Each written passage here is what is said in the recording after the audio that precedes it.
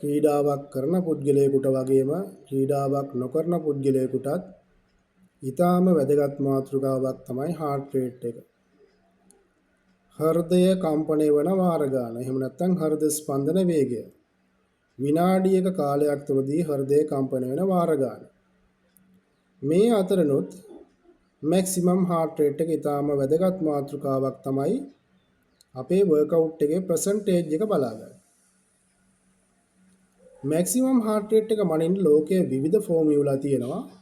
ඒ formula අතරින් ඉතා වැදගත් ෆෝමියුලා එකක් තමයි 220න් අපේ වයස අඩු කරන ෆෝමියුලා එක.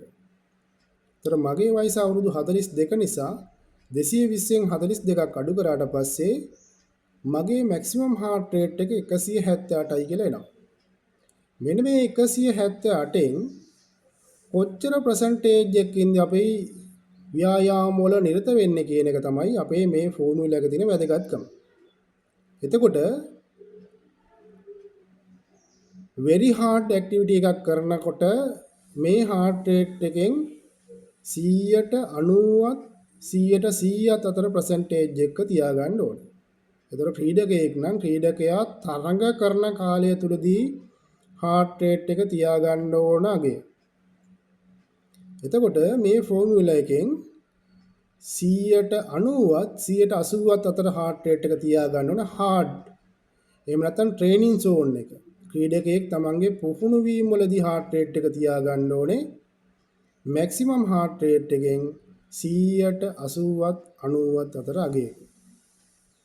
එතකොට aerobics workout එකක් වගේ කරන පුද්ගලයෙක් එහෙම නැත්නම් fat burn කරගන්න උත්සාහ කරන වෘත්තීමය වශයෙන් ක්‍රීඩාවක නියැලෙන්නේ නැති පුද්ගලයෙක් නම් ඒ පුද්ගලයා heart rate එක තියාගන්න ඕනේ percentage එක තමයි 170ත් 180ත් අතර ප්‍රමාණය. දැන් මගේ වයසම පුද්ගලයෙක් ගැන උදාහරණයක් සඳහන් කරොත් එයාගේ heart rate එක තියාගන්න ඕන අගය තමයි විනාඩියකට වාර 125ත් 142ත් අතර. මෙන්න මේ කියන අගය හොඳටම ප්‍රමාණවත් වෙනවා වෘත්තීමය ක්‍රීඩකයෙක් නොවන පුද්ගලයෙක් ඒ කට්ටියගේ කාඩියෝවැස්කියුලර් එන්ඩියුරන්ස් එක හදවතේ දරා ගැනීම heart එකේ දරා ගැනීම මාංශ පේශි වල දරා ගැනීම පුහුණු වන කෙනෙක්ට ඒ කට්ටිය heart rate එක හැම වෙලාවෙම 142 145ට වැඩිය අඩු අගයක පවත්වා ගැනීම ඉතාමත් වැදගත් වෙනවා. එතකොට අපි බලමු